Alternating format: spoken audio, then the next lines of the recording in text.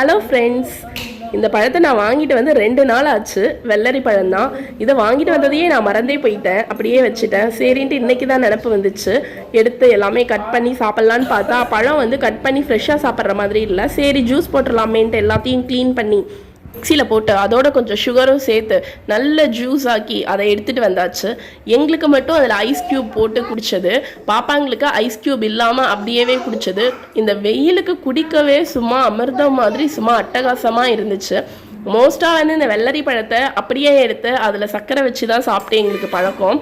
இன்றைக்கி பழம் இப்படி ஆயிட்டதால் நாங்கள் வந்து இதில் ஜூஸ் போட்டு குடித்தோம். எங்கள் ஊரில் 1 கிலோ வெள்ளரி பழம் 40 ரூபா விற்கிது. உங்கள் ஊரில் என்ன ரேட் விற்கிதுன்ட்டு கமெண்ட்டில் சொல்லுங்கள். கடையில் போய் எப்படியும் இந்த ஜூஸை வாங்கி குடிச்சாக்கா ஒரு டம்ளர் 20 ரூபா 25 ரூபா சொல்லுவாங்க.